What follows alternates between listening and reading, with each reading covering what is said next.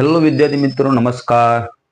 हूँ Parmar Subhash brilliant academy अंदर आप सर्व विद्यार्थी मित्रों हार्दिक स्वागत है। आज विद्यार्थी मित्रों अपने धोरण 9 और 10 पाठ्यपुस्तक आधारित अपने विशेषण जोवानुं छे। आगळना विडियोनी अंदर अपने विशेषण ने बेजिक माहिती मेळवी हती। हवे अपने विशेषणना अर्थ प्रमाणे प्रकार ने एक बाय एक अपने प्रकारोनी समजूती मेळवी। चालो विद्यार्थी मित्रों आज अपने विशेषणना प्रकारोनी समजूती मेळवीए। तो पहलू है गुणवाचक विशेषण। क्यों? गुणवाचक विशेषण। तो गुणवाचक विशेषण जे विशेषण विशेष्य एटले के नाम, जे विशेषण नाम विशेषण नो गुण दर्शावे तेने गुणवाचक विशेषण कहेवामां आवे छे। के जे विशेषण छे विशेषण नो अर्थ थाय छे बे नाम, एनो गुण दर्शावे छे, एने आपणे गुणवाचक विशेषण तरीके ओळखावीए छीए। दाखला तरीके काळो पतंग, पतंग नाम छे, पतंग शुं छे? नाम छे, पण एना गुणनी अंदर वधारो करे छे काळो। तो काळो शुं कहेवाय? ए गुण दर्शावे छे। गाय, गाय छे ए लाल छे, तो गायना अर्थने जे गायना गुणनी अंदर शुं करे छे? वधारो करे छे, लाल कलरनी गाय छे। नारंगी केवी? तो खाटी, तो नारंगी खाटी छे, तो नारंगी ना गुणनी अंदर वधारो करे छे। शाळा छे, शाळा केवी? तो चोखी, ओ शाळा आ चोखी छे एनो गुण बतावे छे।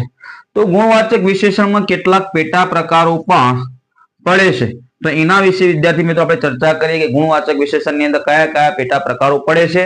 એ પેટા પ્રકારો વિશે આપણે જોવાનું છે। એક બાદ એક આપણે વિશેષ चर्चा पण करवानी छे, विस्तृत समजूती मेळववानी छे। पहेલું છે गुणवाचक ની અંદર એનો પહેલો પેટા પ્રકાર છે સંખ્યાવાચક વિશેષણ। કયું વિશેષણ? સંખ્યાવાચક વિશેષણ। જે વિશેષણ વિશેષ્યની સંખ્યા દર્શાવે છે, જે વિશેષણ વિશેષ્યની સંખ્યા દર્શાવે છે તેને સંખ્યાવાચક વિશેષણ કહે છે। તેને શું કહે છે? સંખ્યાવાચક વિશેષણ કહે છે। કેટલાક વિશેષણ નિશ્ચિત સંખ્યા દર્શાવે છે। ઘણા બધા વિશેષણો છે કે જે નિશ્ચિત સંખ્યા બતાવે, નક્કી જ કરેલી સંખ્યા છે, તેને આપણે નિશ્ચિત સંખ્યાવાચક તરીકે પણ ઓળખવામાં આવે છે। તેને આપણે શું કહીએ છીએ? નિશ્ચિત સંખ્યાવાચક તરીકે ઓળખે। તો નિશ્ચિત સંખ્યાવાચક કયા છે? ચાલો વિદ્યાર્થી જોઈએ આપણે નિશ્ચિત સંખ્યાવાચક વિશેષણ। પૂર્ણ સંખ્યા, કઈ સંખ્યા? પૂર્ણ સંખ્યા। 1, 2, 10, 12 आ 100 ए पूर्ण संख्या बतावे छे, एने आपणे पूर्णवाचक संख्या, पूर्ण संख्या तरीके ओळखाय छे। पछी क्रमबद्ध संख्या, कई संख्या? क्रमबद्ध संख्या, पहेलुं, बीजुं, त्रीजुं ए संख्यानो शुं बतावे छे? क्रम बतावे छे। ते केटलाक संख्याओ छे ए समूह बतावती होय तो समूहवाचक संख्या कहेवाय आपणे। ચોક્કો, પંજો, સક્કો, કોડી, કોડી એટલે 20, કોડી એટલે 20। ભાગ આપણે જોઈએ તો કેટલીક સંખ્યાઓ પોતાના ભાગ બતાવતી હોય છે। પા, સવા, પોણા, અડધા બતાવે। શું બતાવે છે? પોણા। કેટલીક સંખ્યા કેટલાક ગણી છે એ ગણી બતાવતી, એક વડું, બે વડું आ संख्यानो गणी ની અંદર સમાવેશ થાય છે। કેટલીક સંખ્યાઓ અનિશ્ચિત હોય છે તો સંખ્યાઓ અનિશ્ચિત, થોડું, ઘણું, પુષ્કળ આ બધા જે શબ્દો આવે છે એ બધી નિશ્ચિત સંખ્યાવાચકના છે। આના અંદર પેટા પ્રકારો પડે છે પૂર્ણવાચક, ક્રમ, સમૂહ, ભાગ, ગણી।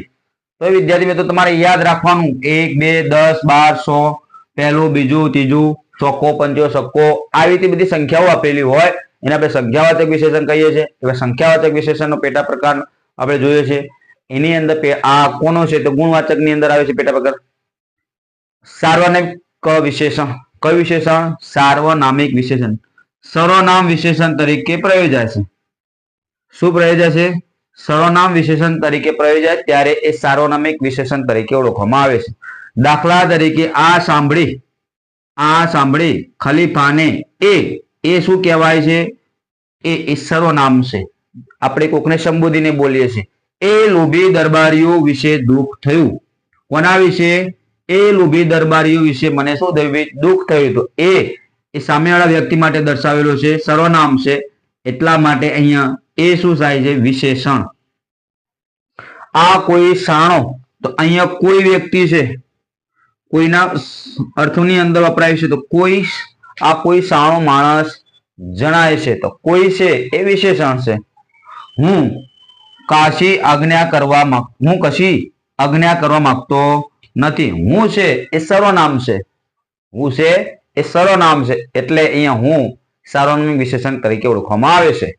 સ્વાદ છે, જેમાં સ્વાદ વિશેનો અર્થ દર્શાવેલો હોય, જેમાં સ્વાદ વિશેનો અર્થ દર્શાવતો હોય એને આપણે સ્વાદવાચક વિશેષણ તરીકે ઓળખાય છે. દાખલા તરીકે સ્વાદિષ્ટ ભોજન, ગળ્યું દૂધ, ખાટી છાશ, એટલે કે આપણે સ્વાદ બતાવેલો હોય એને આપણે સ્વાદવાચક વિશેષણ કહીએ છે. તો વિદ્યાર્થી મિત્રો, આપણે હતા ગુણવાચક વિશેષણ. ગુણવાચક વિશેષણની અંદર આપણે 3 પેટા પ્રકાર જોયા. હજુ ઘણા પેટા પ્રકાર આપણે જોવાના બાકી છે. તો વિદ્યાર્થી મિત્રો, હું આશા રાખું છું કે આ વિડીયોની અંદર તમને સમજ પડી હશે અને તમારા આવનારી પરીક્ષાની અંદર ઉપયોગી સાબિત થશે. તો તમારા મિત્રો સુધી શેર કરજો, લાઈક કરજો અને સબસ્ક્રાઇબ કરવાનું ભૂલતા નહીં. જો તમે વિડીયો પૂરેપૂરો નિહાળ્યો છો, તમને કેવું ગમે છે, તો કોમેન્ટ બોક્સની અંદર તમારો પ્રતિભાવ લખવાનું ભૂલતા નહીં. જય હિન્દ, જય ભારત.